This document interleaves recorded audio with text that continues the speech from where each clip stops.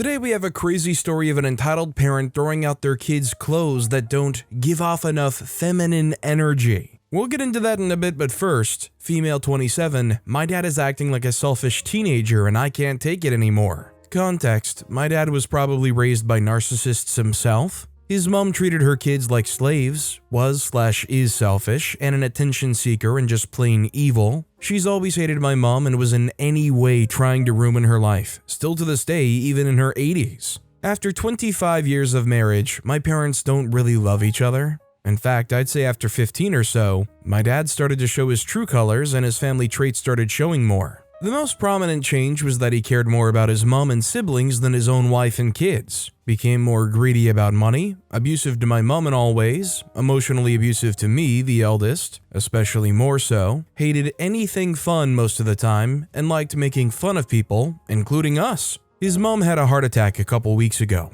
I messaged him privately to ask if everything was okay, if he was okay. Got a simple response and found out from my mom that grandma is fine and at home now, actually. This woman's health is way better than my maternal grandparents. RIP. I had a flight to catch the next day, went on holiday, and then noticed how he didn't reply to any of my family group chat messages. Never reached out to me like, safe flight, but I think anything of it. Managed to get back home one day later after flight was changed, so a lot of stress as my crap manager was very rude about it. Ended up quitting my job after a week of more bullying at work, wasn't eating or sleeping properly, I was a zombie. Only today, I get a message from my youngest sister saying my dad's been benching about me, saying I don't care about him or his mom, even though I did message him. The fact that he puts this on my little sister is wrong. He always tries to wedge between us. It's not my job to chase my dad, especially when I'm going through my own issues, money, quitting job, health, eviction, etc., etc.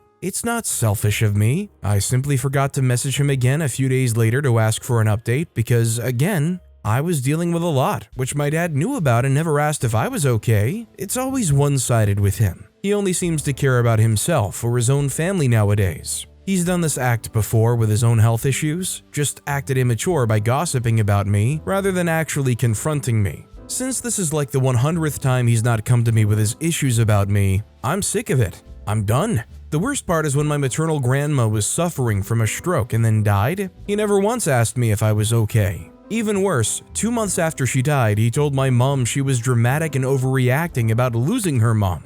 What kind of a person would say that? But when his mom has a heart attack, the whole world should stop what they're doing. I don't care if she's old and she's his mom. She's a horrible, disgusting person who demands respect via fear and bullying. To me, my siblings, my mom, and even my dad, and if she dies, then good riddance. More context, he's always had a problem with me because I have my own opinions and I'm the black sheep of the family. Annoyingly, my mom and siblings keep the peace by benching about him behind his back rather than do what I do and confront my dad. And who gets ostracized from their family for being honest? Me. Because I'm being honest and open like a normal freaking family should do. In fact, my mom should have left him years ago, but she kept using us kids as an excuse, even though my youngest sister was 18 at the time. I just feel so unloved and unimportant right now. A dad is supposed to be supportive, loving, and open. Someone who you can rely on. I could rely on him until I got to my teenage years.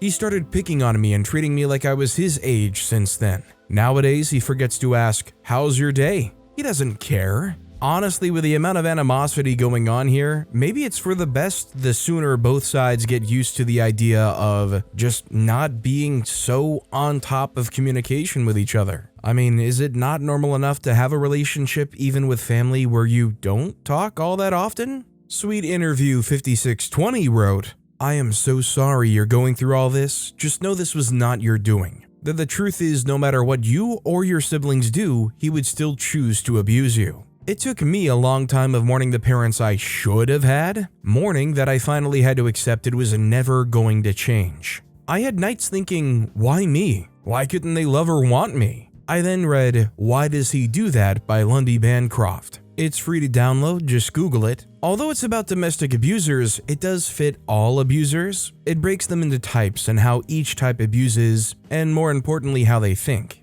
The truth that set me free and took that last remaining power he had over my mental health was realizing it had never been about me. It had only ever been about who he is, and he sees you and your family as his property. He thinks he has a right to abuse you and do what he wants. In fact, he thinks you're wronging him by not letting him abuse you, by not being a mind reader and knowing what he wanted without even saying. He sees you as having any say in your life as an affront to his authority and control he fully believes he should have over all of you. That he thinks when he abuses you, it's because you've wronged him and pushed him to it. That his treatment is his victim's fault only. Not only that, but he can't change the fact that he would lose his wife and child and not even consider just treating you with respect to keep you in his life. Yet he would still choose abuse and losing you. If he won't change, then nothing will ever make him. The truth is, most abusers can't change, as their whole brain and thought processes need to be retrained, as his mind no longer has a conscience when it's his victims.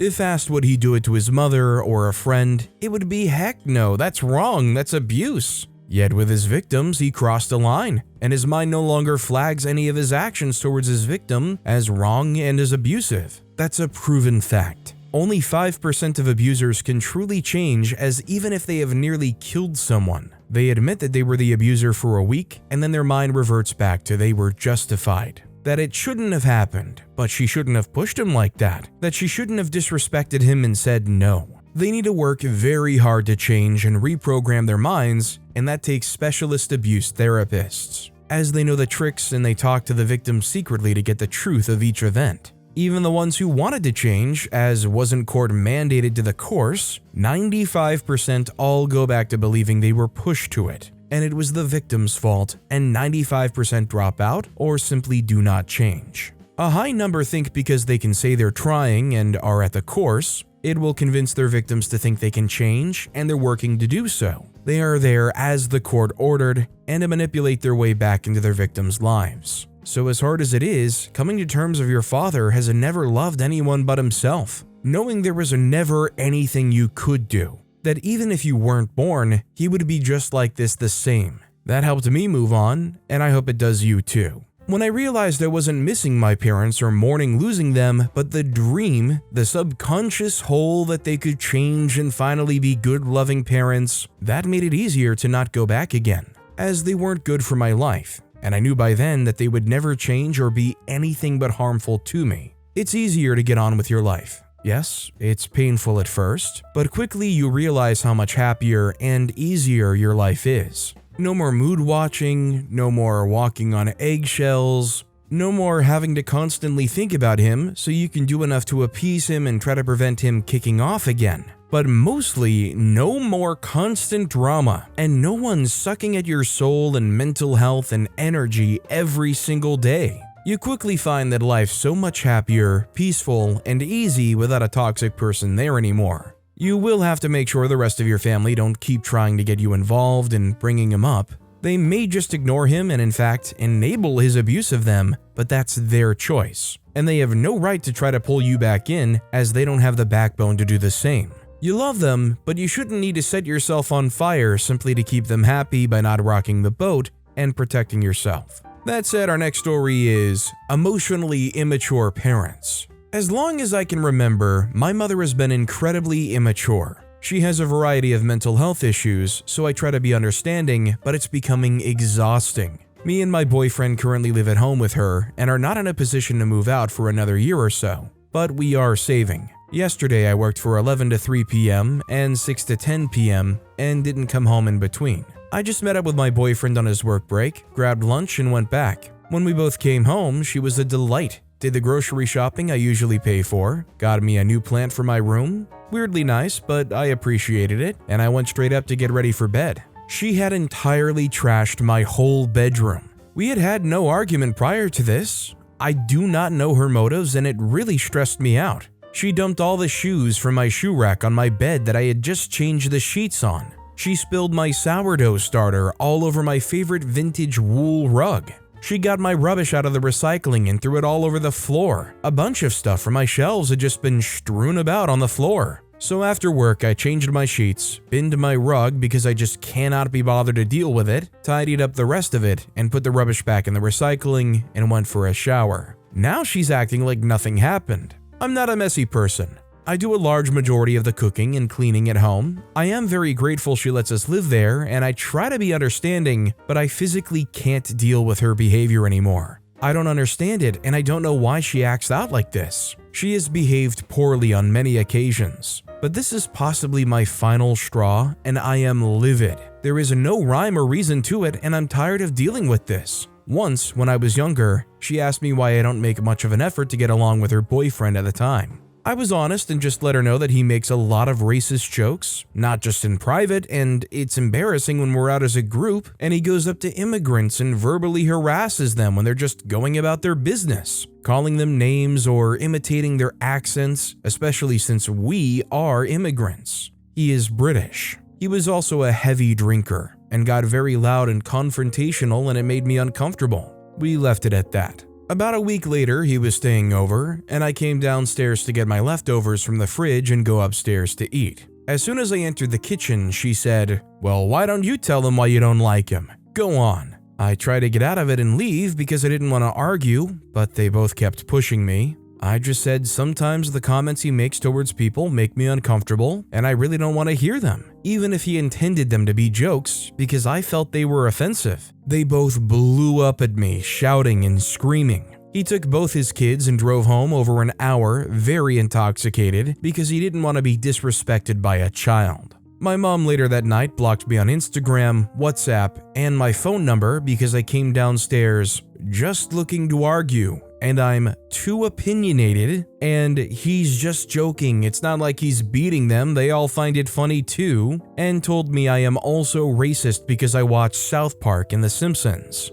I've never even watched an episode of The Simpsons, but I do enjoy South Park, so I'm just as bad as him. They later broke up because he made fun of her accent, we're Polish, and insulted her weight as a funny joke. She's been like this ever since I was a child. I'm honestly just sick of it. I am sick of her behavior. If I bring it up to her, I am suddenly the immature one. I'm getting upset over nothing, and I'm being too sensitive. Or she'll just bombard me with insults, calling me lazy or stupid, or try to get a reaction out of me. If I start crying because that's my mother and she's blatantly insulting me, it hurts. She says I'm just seeking attention and she doesn't feel bad for me and tells me her mother was much worse and I'm lucky she doesn't beat me. I acknowledge she's been through a lot, but oh my god, I am exhausted. I cannot tolerate her any longer. The only other family member I have is my aunt, who's on my mom's side because she lies to her and makes me out to be the horrible one that I never clean up after myself. I failed in school,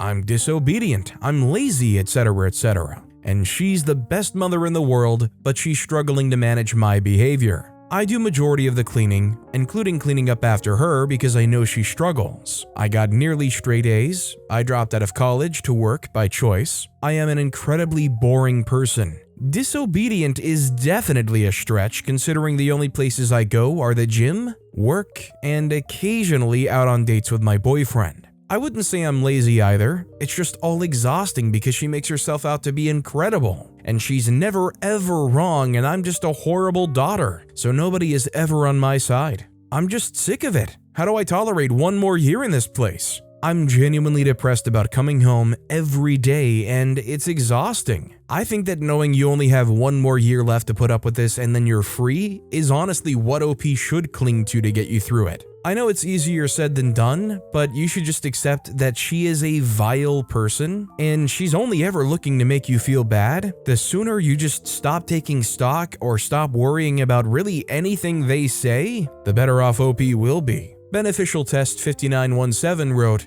"It's amazing that woman spawned you. Maybe you were accidentally switched at birth, and somewhere a sane couple has raised a child from a Stephen King novel. One more year, you can do it." Our next story is, I can't be with the one I love because of my parents, and to be with him, I would get kicked out. I'm gonna make this as short and sweet as possible. Me and this guy have a past relationship together as children. Bear in mind that my parents have not seen him or spoken to him in person since we were around 9 years old. We're both 20 now, and this is probably the 4th time in all of these years that we've crossed paths again. Back then as a child, he used threats towards everyone, especially me, but as I got older, I realized how meaningless they were and that they were just his coping mechanism, as a lot of bad unexpected things ended up happening in his childhood. This is why my parents don't like him. They hate him because he caused me so much pain. We've been speaking and seeing each other secretly for around 3 weeks, and I wouldn't have continued to do so if I truly didn't believe he had changed and wasn't capable of that anymore. We both have fallen in love with each other. I eventually told my parents, expecting them to be understanding, as I'm an adult now and should be able to talk to and see who I want, but it got so awful that my parents almost split up,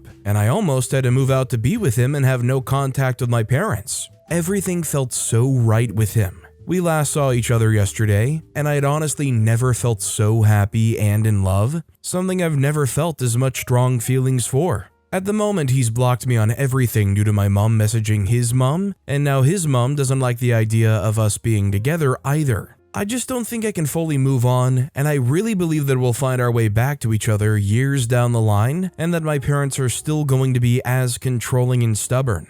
It's my parents or him, which, in my opinion, shouldn't even be a choice. Everyone I've spoken to has agreed that they're overreacting, especially because they say they can't trust him or that he hasn't changed, but then won't see it for themselves by letting me harmlessly test the waters with him. I wouldn't even bring him back here if they didn't want me to, but I'm an adult and I'm paying my parents to live at home, as I'll soon be going into my 3rd year of university. I really don't know what to do to make them view him differently. I truly believe in true love, and a huge part of me believes that he could be just that. If he was the same as he was, I wouldn't love him again. Everything is perfect when we're together, and this isn't fair on either of us that my parents somehow thought they could get so involved despite me being 20 and being told that once I'm 18, I could talk to and see who I want. A mutual friend of ours genuinely couldn't believe what he did as a kid, as he is nothing like that now. Why isn't my judgment and judgment of other people of not when they can't even fathom a chance?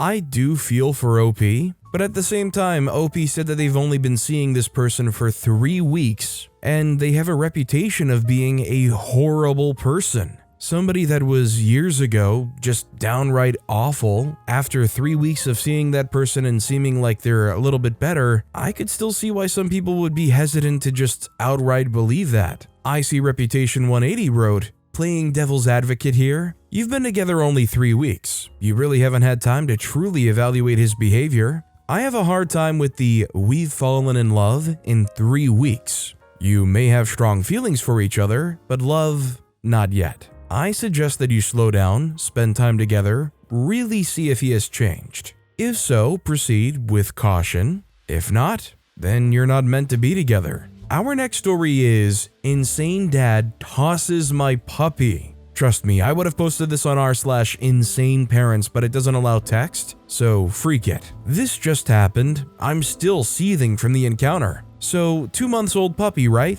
Just 2 months. My little brother. His name is Vasco. He's a baby boxer. Just went to the vet for stupidly rubbing some sus plants in his eyes and wears a cone to fix it. Well, we just went on a walk on our usual street. It's a nice little street where cars can't go, and so you'll see a lot of dogs going on walks there. And, well, you know how puppies are, right? Bouncy, curious. Well, on this morning walk, he saw a kid. Not a toddler, mind you, like a 5-year-old. Old enough to walk, to speak, to go to school. And that's exactly where that little crap stain was. The door to her little school where she was at with her younger sister and her insane dad. So, puppy approaches, not running, not jumping, not barking, just a little curious waddle to them. Immediately, that non-toddler starts screeching like Cerberus was gassing towards her to claim her soul. Yeah, a 2-month-old, 7-kilogram puppy with irritated eyes held on a short butt leash.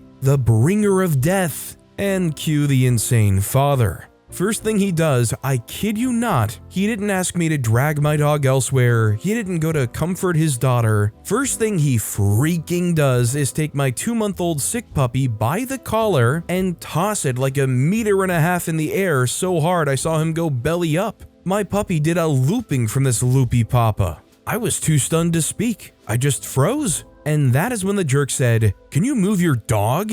in this sarcastic butt tone, barely even looking at me. Yeah, he asked for the dog to move after he grabbed it by the throat and threw it away like a trash bag. I just grabbed my pup and walked away. As I walked, I said loudly, "If you ever do that again, I'll break your freaking face." I told my family this. My parents, fittingly angry and flabbergasted, both froze just like I did when I told them. My sister, though, called me an immature butt for insulting people. Bench, please. If she had a puppy, she lives in another city, she never met our dog, you know she would jump the man, slit his throat, and pee on his corpse. That idiot will always try to find a way to say the opposite thing just to be a contrarian. I don't think she understands what it is to see your own puppy, a baby in both dog and human years, a fragile little creature who's still learning to not pee on the carpet, the closest thing I have to a little brother, do an actual backflip and slamming against the ground.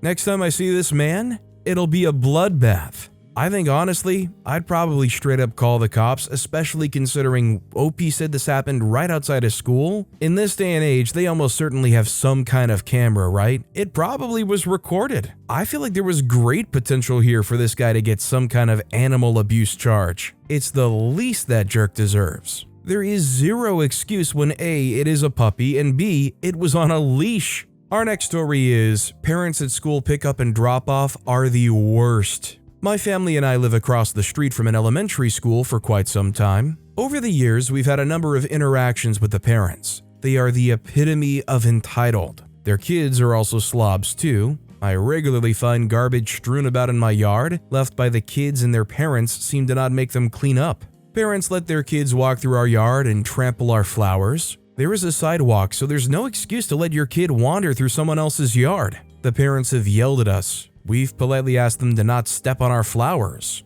Parents block and use our driveway. Parents will park in front of the driveway, blocking access because, God forbid, they have to walk a bit extra to find parking. They'll also use the driveway to turn around instead of drive 200 feet to a cul-de-sac to turn around like a civilized person. My neighbor growing up almost got hit in her own driveway by an entitled parent rapidly pulling into their driveway to use it as a turnaround.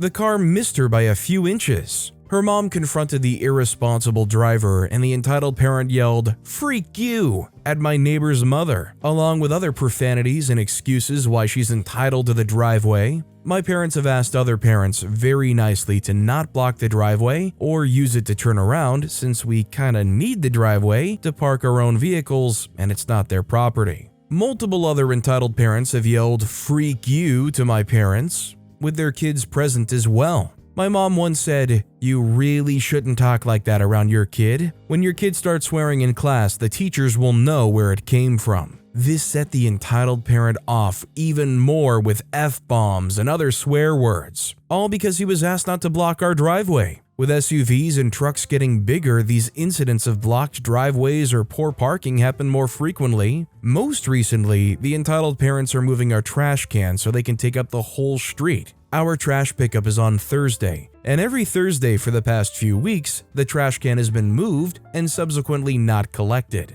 Either it's tipped over on the street and the can is cracked now, so some idiotic parent probably hit it, or it's dragged back up the driveway and next to the house. What kind of entitled jerk grabs someone else's full trash can, hauls it up someone's driveway, and then just feels like they're in the right in their actions? Sadly, this happens when everyone's at work during school pickup at around 2 to 3 p.m., so there's no way to directly tell them not to touch our stuff. There is a note on the trash can saying their parking convenience doesn't give them a right to move our trash can and prevent us from getting trash pickup we pay for. I think maybe my strategy in a situation like this would maybe be just trying to document it, getting some cameras on your property, ideally maybe even set up in some way where you could get like a license plate, and just documenting and going to like a non-emergency line and just creating this case file of these people who keep using your property, and especially the ones who go and take that trash can up. Summertime Fine wrote,